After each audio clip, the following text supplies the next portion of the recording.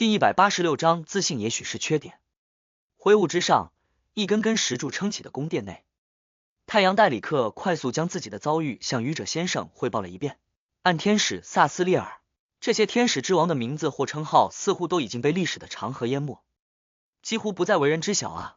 若不是小太阳他们在神奇之地有发现，若不是直接遇上了疑似红天使本尊的古老恶灵，我甚至一个天使之王都不清楚，顶多听说下阿蒙家族，却无法深入至毒神者。这位暗天使如今在哪里？是否还活着？他依旧是救赎蔷薇的顶层之一。克莱恩一阵感慨，害怕小太阳就这方面的事情问东问西，而自己无法回答。克莱恩瞬间停止思考，悠闲靠着椅背道：“你的困境已经解除，你的同伴即将找来。”说话间，他根本不给小太阳啰嗦的机会，直接切断了联系。至于小太阳的异常如果被人发现该怎么解释的问题，克莱恩根本不屑于提醒对方编造理由。奇怪消失后再奇怪出现，并伴随各种奇怪的情况，不是很正常吗？此时的戴里克非常感激愚者先生没有更多的询问自己，因为他害怕从那个不一样的下午镇脱离后，自身会暴露于致命的黑暗里或被隐藏的怪物盯上，所以迫切的希望能尽快掌握住身体当前处境，以做出最有效的应对。不过若愚者先生真提出了问题，他也会认真而耐心地描述相应情况。意识回归身体，戴里克对四周的感官迅速恢复。他睁开眼睛，看见前方是一节快烧到底部的蜡烛，烛蕊正顶着一小团被风吹得摇摇晃晃的火焰。紧跟着，他发现首席不知什么时候已站在了自己侧方。高大的海鹰姆和戴着红手套的约书亚一脸戒备地落后2步。他们这样看着我有多久了？戴里克虽然已经在灰雾之上想好理由，但此时依旧有些心虚和紧张。科林法令纹很重的脸上没什么表情，望着戴里克伯格，嗓音如常的问道：“刚才你遭遇了什么事情？”戴里克没立刻作答，那会显得他早就编织好说辞。他按照倒吊人传授的小技巧，故意停顿了几秒，边回忆边描述般断断续续道：“进了这地下室，就看到了祭坛，我怀疑是祭坛，试图分辨上面残留的单词和符号，认出了3个名字，其中有命运天使乌洛留斯。这时灯笼的光芒一下熄灭了。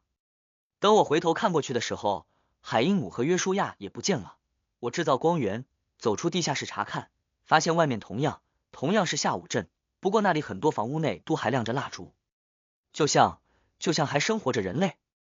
我不敢离开这栋房屋，重新回到地下室，尝试着将之前做过的事情又做了一遍。首席，那个下午镇里祭坛上的文字很完整，共有3种，一种是巨人语，一种是巨龙语，还有种我不认识，不过前面2种表达的意思都是一样的，是3位天使的称号和名字，以及救赎蔷薇。再后来我就发现自己回到这边了，他说的全部是真话，甚至很完整，只是隐瞒了如何返回的细节。戴里克并没有奢望这能瞒过首席，以打算对方追问时含糊不清，将缘由推到自身不了解不清楚的异常上，这肯定会让首席怀疑。但倒吊人先生和观众途径的正义小姐都说他在类似事情上不会多问，我表现出异常反而会让他更重视我，将我视为平衡洛威亚长老的棋子。外面的世界真的好复杂，我最近才能真正理解他们的思路。戴里克忍不住在心里感叹了几句。身处恶劣环境，少一分力量就会危险1分的白银城在过去很少有类似的事情，即使有，也基本集中于6人议事团内部。其余非凡者在巡逻和冒险里学会的第一件事情则是合作。科林轻轻颔首，走到祭坛前，将戴里克描述过的常识全部做了一遍，但他并没有凭空消失，依旧站在原地。看来那残存的力量已完成了他的使命，这位猎魔者低声自语道。都不用我编造理由了，戴里克有些羞愧的想到。科林想了想，侧头看向戴里克，梅迪奇和萨斯利尔的称号分别是什么？红天使和暗天使。戴里克没有隐瞒。科林仿佛在思考般轻轻点头道，在那少量典籍里有提到红天使，但没有具体的名字，至于暗天使萨斯利尔则完全消失在了漫长的历史中。戴里克正想顺势问剩余的天使之王还有哪些，忽然看见地下室入口处的烛光暗淡了一下，似乎有阴影正从外面涌入。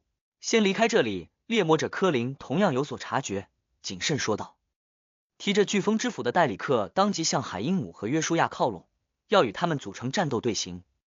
可是他刚迈出脚步，就发现海鹦鹉向侧方退了2米，约书亚则抬起了戴赤红手套的左掌，两人的脸上是掩饰不住的防备，目光里尽是打量之意。戴里克清楚他们的反应很正常，因为探索相关的课程里都有相应的教导，对刚脱离诡异处境的同伴多观察，少接触。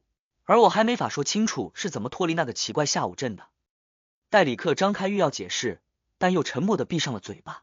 他既羞愧又委屈，紧抿住嘴唇，提着飓风之斧，转身跟在首席侧后，一步一步离开了地下室。一行4人迅速来到门口，准备出去，却愕然看见外面那个建筑灰暗层叠的下午阵似乎变得黑沉了一点。几乎是瞬间，不同的房屋内不同的窗户处，一朵接一朵的烛火映了出来，昏黄的光芒或间隔或相连，安静而沉默。克莱恩没在灰雾之上停留太久，迅速返回盥洗室，收起了相应的物品。希望小太阳那边不要再有什么意外，要不然这频繁出入盥洗室也不太好啊。知道的人明白这是藏着秘密，不知道的说不定会以为格尔曼斯帕罗前列腺有问题，这简直毁人设。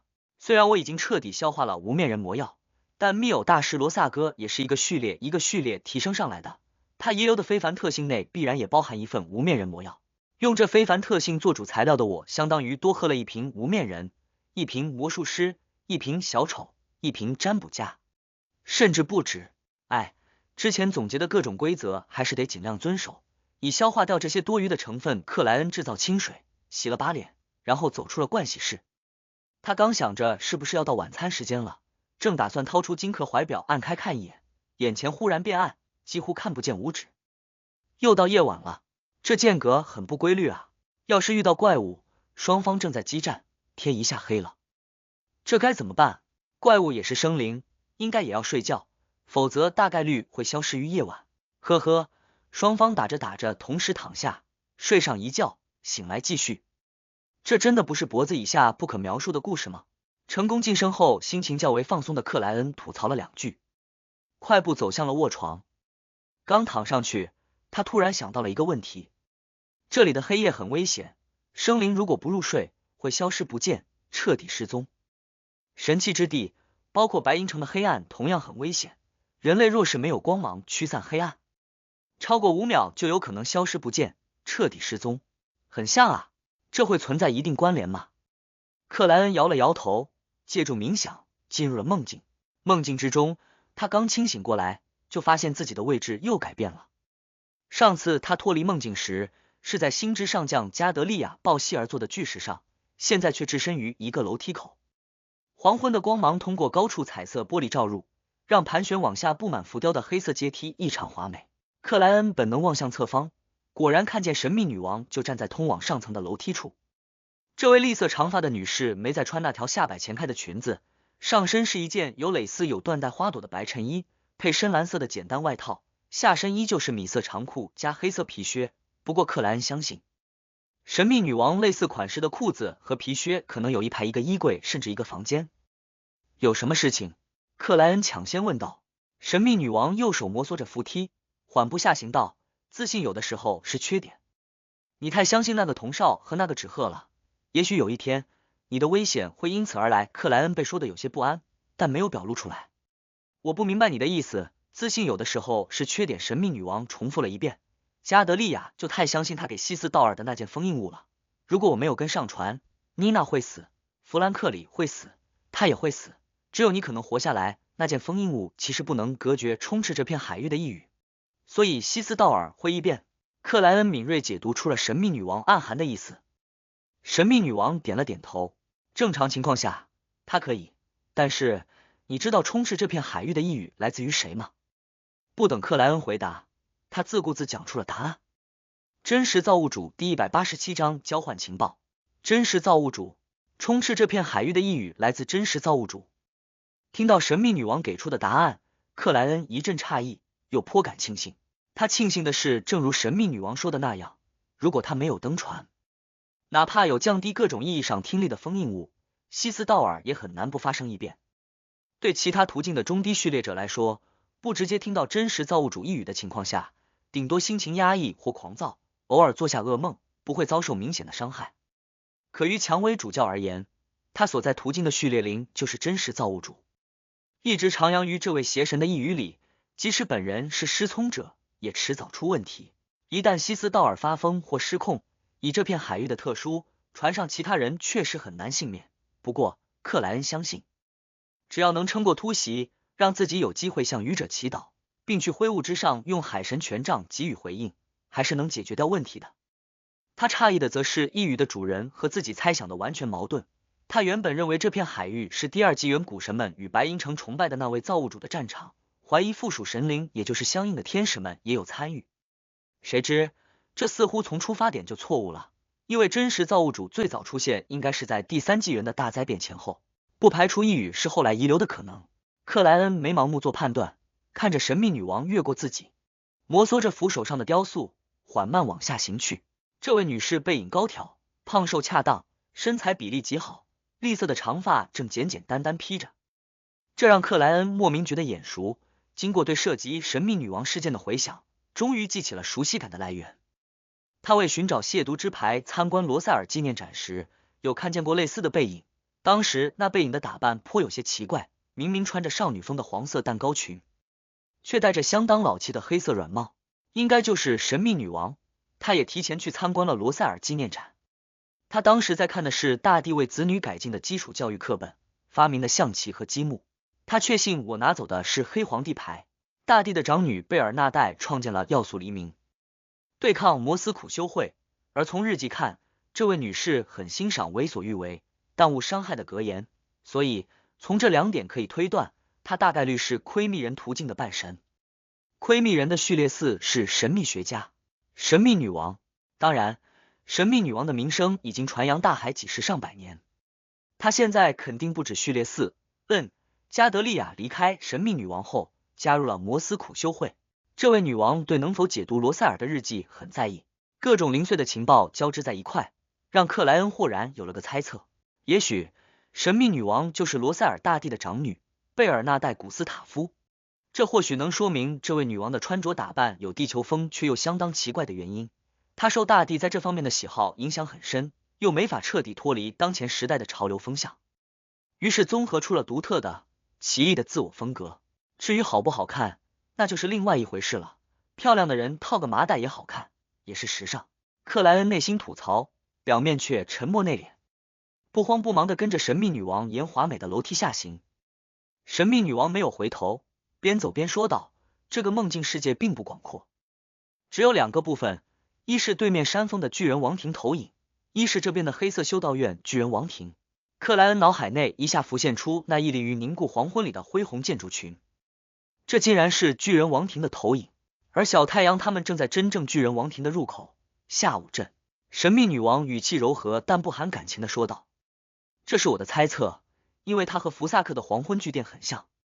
而在第4季的时候，一直有传闻称那位战神是大灾变前存活下来的古老巨人，战神途径就是巨人途径。克莱恩在内心对神秘女王的猜测表示了认同。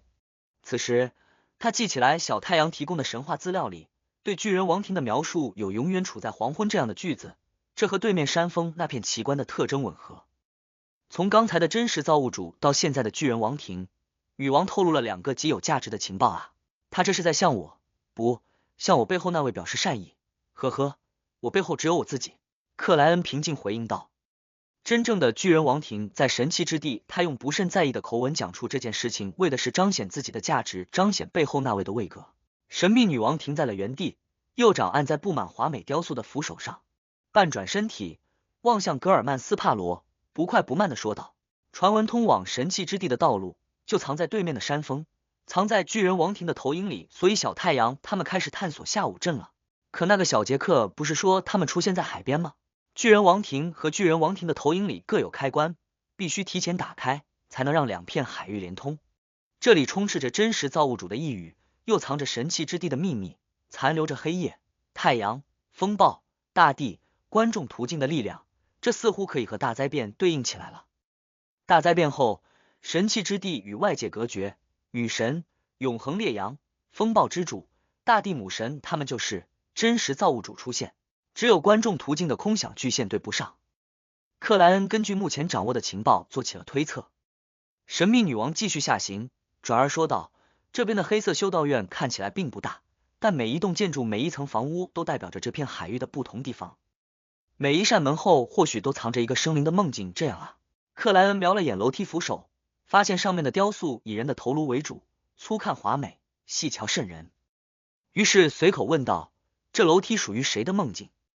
灵教团的一位不死者，他来这里寻找过去那位死神残留的痕迹，这是人造死神必要的元素之一，却在一隅里失控，永远徘徊于一座水下遗迹里，将每一位敢于进入的冒险者转化为属于他的活尸。神秘女王平淡解释道：“爆发于这里的神战，死神也有参与，难怪地狱上将时不时就进这片海域冒险。”克莱恩一下恍然，对于人造死神这件事情，他并不震惊，因为之前就听不老魔女卡特琳娜派来提过，而且灵教团距离成功似乎还很远。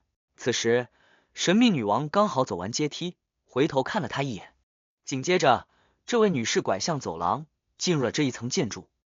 克莱恩环顾一圈，发现在没有往下的阶梯，这里似乎就是底层。神秘女王停在了一扇布满奇异花纹的黑色木门前，探长握住把手道：“我一直怀疑里面的梦境是支撑这里存在的关键，黑夜残留的力量只是提供了这样发展的可能。”说话间，他拧动把手，打开了大门。黑色的大门缓缓往后退去，里面不是克莱恩想象中的房间，而是一片大海。这大海被次目的阳光照耀着，水波里似乎有一大片一大片的浓郁金色。随着房门的敞开，克莱恩只觉一股强烈到难以想象的气息透了少许出来，整栋建筑开始明显摇晃，上方的灰尘、墙面的石砖相继落下，隐隐约约间，克莱恩有种梦境即将破碎的预感。这时，神秘女王后拉右手，将黑色木门又紧紧关闭了，一切又恢复正常了。即使是我，也不敢进入这里。这位神秘世界的大人物如实说道。这里还有某些神灵残存的某些梦境，克莱恩平静说道，一副我背后有人，早就掌握了一定情况的样子。神秘女王转过身来，蔚蓝的眼眸扫过了格尔曼斯帕罗的脸庞。这片海域，这个黑色修道院，藏着很多秘密，我了解的可能不到1%。他不再说话，就那样静静地看着格尔曼斯帕罗，仿佛在等待着什么。好有压力。克莱恩想了想，试探着说道：“你知道那张黑皇帝牌的开启咒文是什么吗？”神秘女王沉默了几秒，摇了摇头。克莱恩看着他的眼睛道：“贝尔纳代。”整条走廊安静的似乎连呼吸声都没有。神秘女王嘴唇动了一下，又重新合拢，她蔚蓝眼眸短暂失去焦距，又很快找回了深邃。神秘女王不快不慢地转过身，走向黑色楼梯口，嗓音未变地说道：“梦境要结束了。”克莱恩看着他的背影沿黑色的楼梯一阶一阶往上，直至刺目的光华将所有画面淹没。下午镇，看到外面房屋内烛火一朵接一朵亮起，死寂的城邦豁然有了生气。戴里克等人就像坠入了噩梦，精神一下紧绷。猎魔者科林审视了几眼，凝重说道：“我们在现实世界，祭坛的力量泄露出来了。”第188章忏悔者。那个奇怪的下午镇入侵了现实的下午镇。戴里克隐约明白了首席的说话，并对出现这种事情的原因有了大致的猜测。他怀疑愚者先生将自己拉出那个奇怪下午镇的时候，有打破那里的平衡，让力量渗透了出来。这也能解释猎魔者科林伊利亚特重复他的尝试后，为什么没当场消失。就在戴里克想着这会带来什么样的变化时，六人议事团首席科林已从皮带的其中一个暗格内掏出了一把闪着微光的粉尘，并将它们撒向了半空。这些粉尘豁然炸开，往上喷薄出银白的光芒，这在灰暗黑沉的环境里显得异常明显。戴里克、约书亚和海因姆都很清楚这信号的意思，那就是不要到处乱跑，停留于原地，戒备可能来袭的敌人，等待救援。毫无疑问，这是针对散布于下午镇其他地方的探索小组而发的。猎魔者科林在闪电的间歇里连续释放了3次信号，然后侧身对戴里克等人道：“我们从近到远，依次与他们会合，路上小心。”是，首席。戴里克已忘记了刚才的委屈，只希望能尽快帮助到同伴。按照科林的吩咐，他走在小队的左侧，另一边是戴赤红手套、提铁黑执剑的约书亚。相对更强的黎明骑士海因姆落在最后，与正前方的猎魔者隔了大约3步。高空闪电频率较快的交替着，阴沉的下午镇时而明亮，时而灰暗。各个窗户处映出的烛火摇摇晃晃，安宁而静谧。戴里克已不是当初的那个菜鸟，此时虽然紧张，但握着飓风之斧的掌心并没有出汗，视线娴熟的来回移动，防备着两侧建筑物内可能突然窜出的怪物。一道闪电过去，世界重归黑暗，下午镇的烛光们星星点点，仿佛在等待着需要借宿的旅人。而海鹰母手中的兽皮灯笼光芒昏黄外散，却无法极远，还没有戴里克的夜视能力有效。它唯一的作用似乎就是驱散周围的浓黑。就在这时，戴里克脖颈处忽生凉意，而周围并没有冷风刮过。他下意识未直接回头，斜跨一步，半转身体，用眼角余光望向了后方。他看见身高接近2.3米的海鹰母表情阴沉的盯着自己，劈下了手中又大又阔的直剑。砰！戴里克团身翻滚，避开了这一击，耳畔似乎还回荡着激烈的风声。紧接着，他听到了熟悉的嗓音：“怎么了？”海鹰母袭击我！戴里克往猎魔者科林的方向翻滚站起。我！海鹰母一手提着兽皮灯笼，一手握着大型直剑，满脸疑惑的反问道。科林看了戴里克一眼，我并没有察觉他有异常举动。说话间，这位猎魔者眼中凸显出了2个墨绿色的符号。他环顾一圈道：“袭击者能变化成海鹰母的样子。”他话音未落，右手紧握的银色直剑猛地向后一扎，噗！沉默的碰撞声里，昏暗阴沉的环境中浮出了一道身影。他有着花白凌乱的头发，有着深深的法令纹，有着沧桑而深邃的浅蓝色眼眸，手中也提着一把涂抹了浅灰油膏的银色直剑，与猎魔者科林几乎一模一样。唯一的区别是，他表情阴沉，肤色暗淡。噗噗噗，2把银色直剑在半空连续碰撞，激出了火花。与此同时，科林伊利亚特沉声喊了一句：“光！”光！戴里克本能就抬起双手，交握着抵于嘴鼻前。这个刹那，他发现周围的黑暗里奔出了3道身影，一个是高大健壮的海鹰母，一个是戴着赤红手套的约书亚，一个是身高不低，脸上还残留着稚气的戴里克自己。戴里克没有慌乱，按照首席的吩咐，让一道道较为明净的光华从体内释放了出去。那3道身影似乎很惧怕这个，一边抬起手掌挡在脸前，一边试图向侧方逃遁。可是他们的速度又怎么比得过光？明净的光华照亮了周围区域，那3道身影被彻底淹没于内。他们张开嘴巴，发出了无声的惨叫，但很快就变淡消失。光芒奔涌，将激斗中的2位猎魔者一起纳入了明亮领域，其中一个动作立刻变得僵硬和迟缓，接着失去颜色，完全阴黑。噗！涂着浅灰油膏的银色直剑穿透了怪物，却似乎刺中了无形的空气，未能造成任何伤害。就在这时，深黑的怪物突然自行燃烧，分裂成了一道又一道扭曲的影子，并在光与火焰里一寸一寸消融。猎魔者科林收回那把银色直剑，侧头对戴里克等人：“这次的怪物是我们自己的影子，他们的弱点是明亮的光芒。”说话间，这位6人议事团首席身上涌出了明净圣洁的晨曦，将整条街道照得如同黎明。这是战士途径在黎明骑士阶段就能获得的非凡能力。猎魔者科林之所以一开始不用，是因为效果太明显，不知道会引出什么意外。现在他已经清楚了下午镇里那些怪物的弱点。首席制造的晨曦如同领域，海鹰母放弃了使用类似非凡能力的打算，依旧提着兽皮灯笼，和戴里克、约书亚一起跟在科林伊利亚特身后，拐向了另一条街道。没用多久，一行4人抵达了一座坍塌了大半的教堂。这教堂原本有着高塔，整体采用的是古典石柱加砖石拱券，沉重而暗淡。通过巨人都嫌宽敞的大门，戴里克他们追随首席来到祈祷大厅，看见这里的神像已经毁灭，但圣坛上的蜡烛却不知被谁点燃了。圣坛前方，一道穿简朴白袍的身影匍匐于那里，低声的做着祷告，让人无法听见。不是我们的人同样有夜视能力的海鹰母仗着个子最高，第一时间发现了异常。这说明不是我们队员的影子变成的怪物。戴里克在心中帮海鹰母说出了潜藏的意思，而这意味着未知，未知则往往代表着非常危险。这里原本应该有一个探索小组，科林收敛了自身晨曦的范围，免得刺激到白袍身影。海鹰母、约书亚和戴里克突地沉默，不发一言。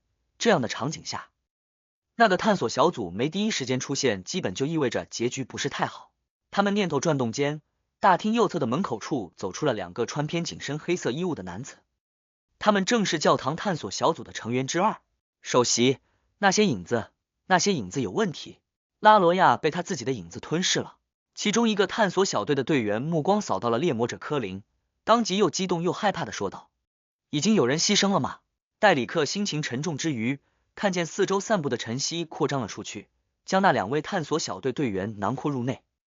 那2位队员表情忽然狰狞，身体却在急速暗淡，仅仅2秒后，他们就像被光照到的影子，彻底消失不见。啪啪啪，一根根白骨，一团团血肉从他们体内掉落，砸到了地板上，点点光芒正缓慢的从这些残骸内部析出。科林收回目光，没有表情的说道：“先去那个圣职人员旁边，听听他在祷告什么。”戴里克等人沉默点头，向着倒塌的神像一步一步进发。10来步后，他们从斜侧看清楚了白袍身影的样子，这是位轮廓深刻、流着眼泪的中年男性。这位圣职人员的脸部几乎贴到了地砖，口中喃喃自语道：“全能的主啊，我忏悔，诱惑了萨斯利尔。王们频繁到属于黄昏的宫殿内密谋。这座城镇的人们不知什么时候也发生了变化，他们设立秘密的祭坛，举行奇怪的仪式，做着您不允许的各种事项。我发现了这一切，但已经太晚。堕落、血腥、黑暗、腐烂、杀戮、污秽和阴影已流淌着淹没了这片土地。巨大的灾难将从这里开始。”这样的话语一遍又一遍重复，就像一位预言家在用低沉的嗓音述说着必将到来的悲惨结局。巨大的灾难将从这里开始，这片大地被创造一切的主仪器就是从这里开始。还有，谁诱惑了暗天使萨斯利尔？这位圣职人员应该有说出口，因为我忏悔这个句子后，有一段刚好可以说完一个名字的空白。他原本说了，但这个名字却自己消失了，被谁抹掉了？这位圣职人员之前应该在那个奇怪的下午镇平衡被打破后才出现于这里，否则上次探索时他就被发现了。戴里克短时间内闪过了诸多想法。这时他看见首席迈开脚步，走到了那位穿简朴白袍的圣职人员旁边。克莱恩从梦中醒来，被窗外照入的正午阳光刺得闭了下眼睛。他翻身下床，不快不慢地来到了海盗餐厅。弗兰克里看见他到来，立刻向他招了招手：“格尔曼，我发现了点新东西。”“我操，又是什么鬼东西？”克莱恩一颗心当即提了起来。“你的新发明？”“不是。”弗兰克兴奋摇头道，“我原本想研究这片海域的鱼，他们应该会做梦。我刚才试着去垂钓，结果钓起来一个奇怪的东西。”第189章第4个名字。奇怪的东西？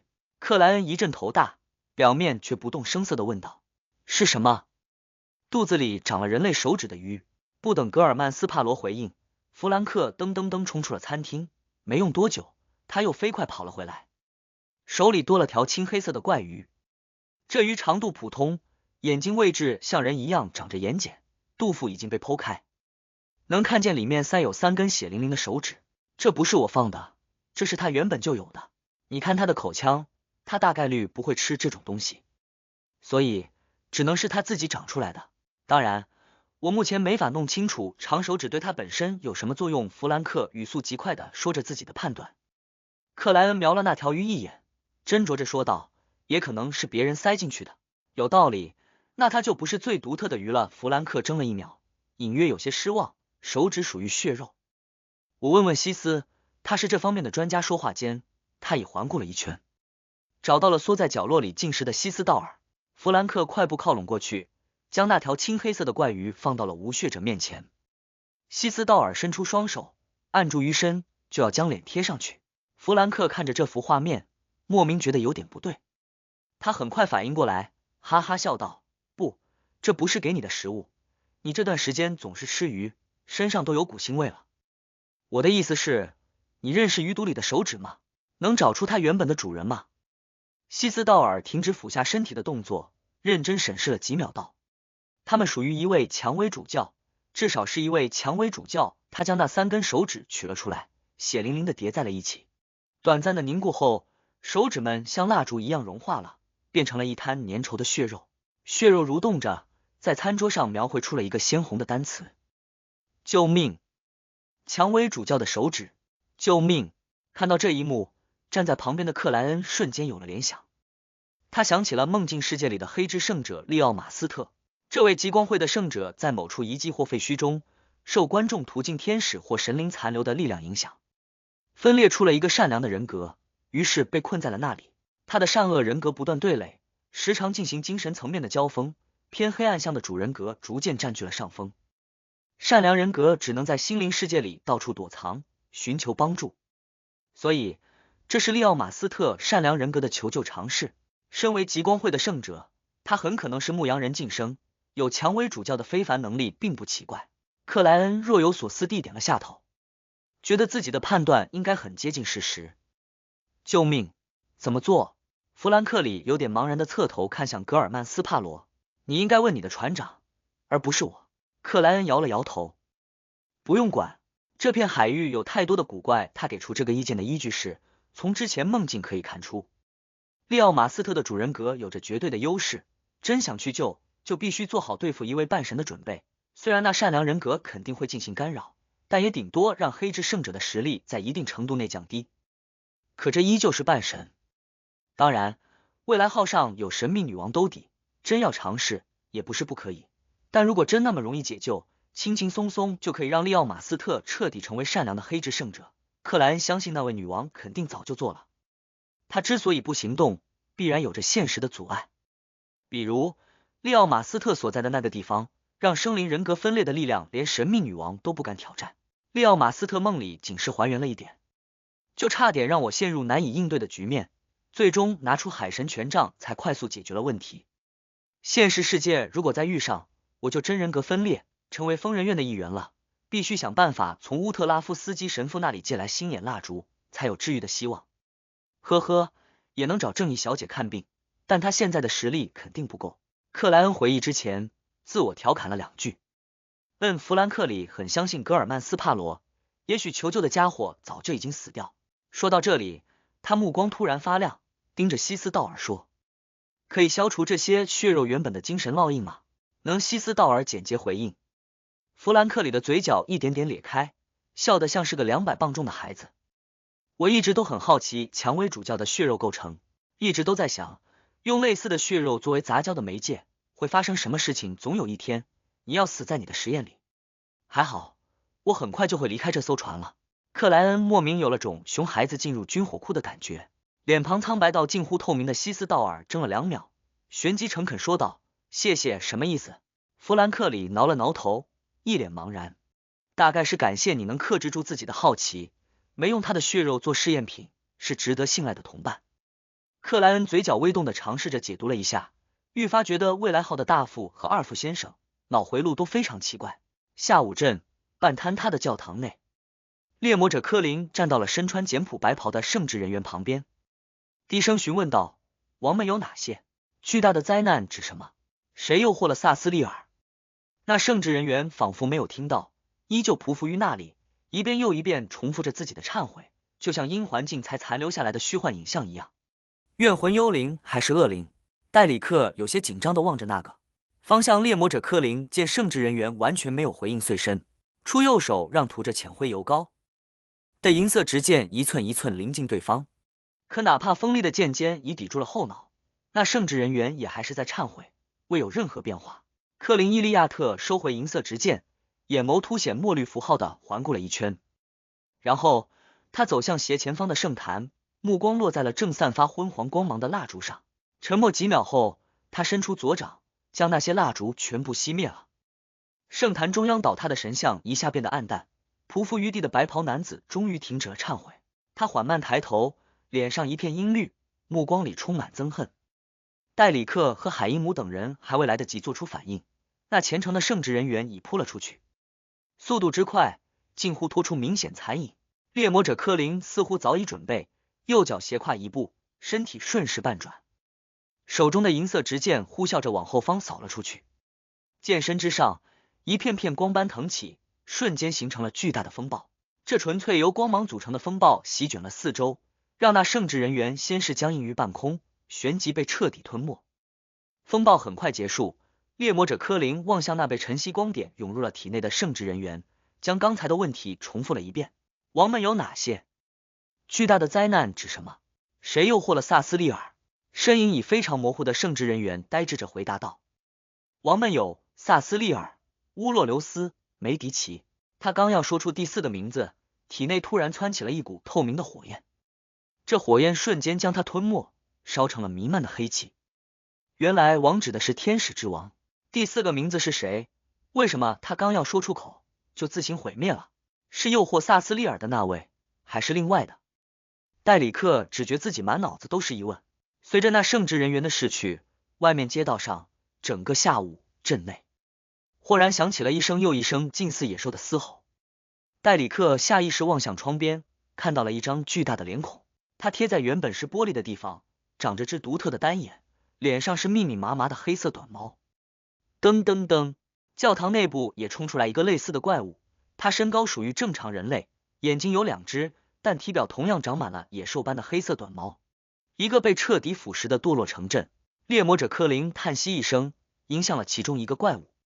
戴里克、海因姆和约书亚也组成了战斗队形，试图阻挡住剩下那个怪物。未来号平静航行，又一次迎来了短暂的黑夜。克莱恩来到梦境世界后，发现自己回到了之前的位置，回到了星之上将加德利亚身旁。他正要眺望对面山峰的巨人王庭投影，寻找可能存在的线索。忽然听见抱膝而坐的加德利亚闷闷问道：你遇见他了？克莱恩嗯了一声，未作隐瞒。加德利亚抿了下嘴唇道：他在船上。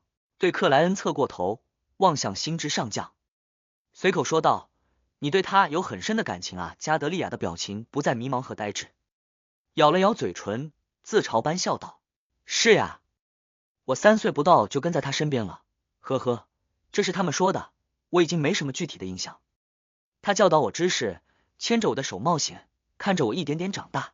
对我来说，他既是船长，也是老师，还是母亲。加德利亚说着说着，忽然沉默。第190章旁观。看了眼沉默的加德利亚，克莱恩突然有点尴尬，他没再开口，转身跳下巨石，从半开的大门处走进了黑色修道院。暗淡高塔和一栋栋建筑围出来的广场上，战斗的余火还剩数堆，巨大的箭矢插在地上，尾部因风而轻轻摇晃。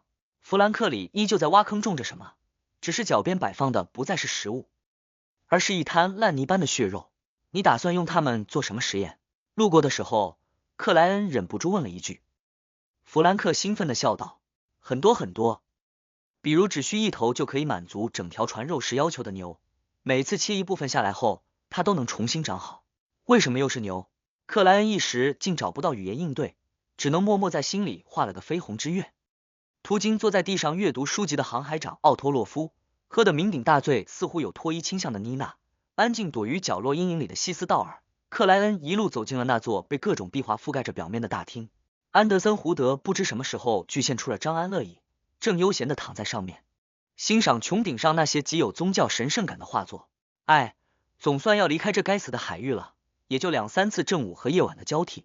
见格尔曼斯帕罗进来，这最强猎人由衷地感叹了一声：只要能顺利离开这里，我就不用担心还有什么残余的问题了。克莱恩原本想直接让对方闭嘴，但听他似乎只是在针对自身，不涉及他人，也就懒得去管，随口问道：你是英蒂斯人？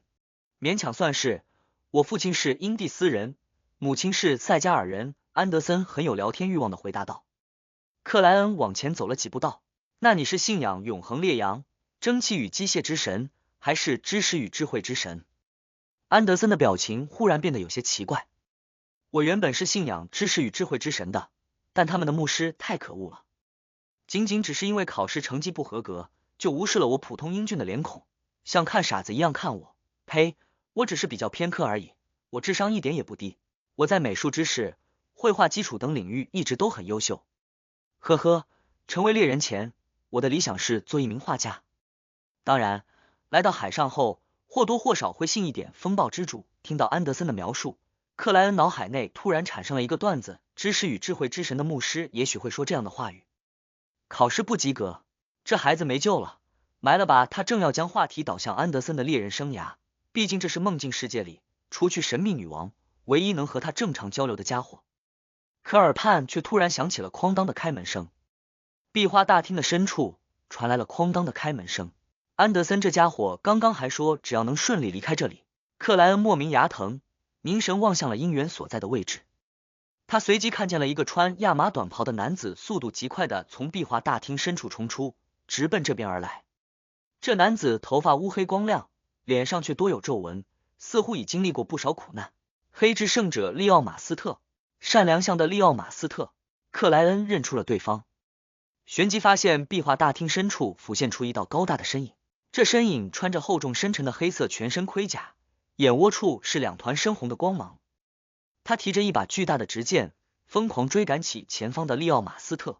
当当当，他金属制成般的靴子连续与地面碰撞，发出了清脆而急促的声音。真正的利奥马斯特，黑之圣者的主人格。克莱恩看着越来越近的2道身影，本能就侧过了身体，快速后退。他一下贴到了壁画大厅的墙上，然后发现安德森·胡德不知什么时候也从安乐椅上跃起，贴到了另外一侧的壁画上。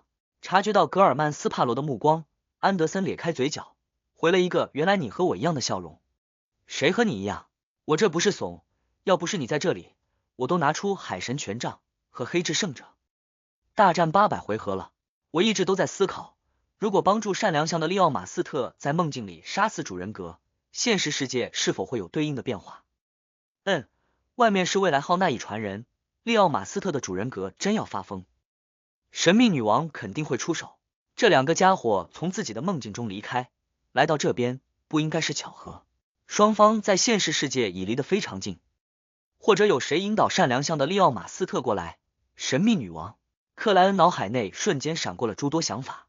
穿亚麻短袍的利奥马斯特看见前方有2个人，原本想开口呼救，可眨眼间却发现那2个人各自闪到了大厅侧缘，一副什么也没看到什么也不想管的样子。他竭力奔跑，冲出了壁画大厅。黑甲骑士打扮的利奥马斯特眼中深红更盛，紧追而出，完全莫理睬分别贴在2侧壁画上的克莱恩和安德森。等到他们离开大厅，心中有些猜测的克莱恩毫不犹豫就迈开脚步，快如猎豹的跟随在了后方。安德森抬起右手，虚抓了2下，没能及时阻止格尔曼斯帕罗。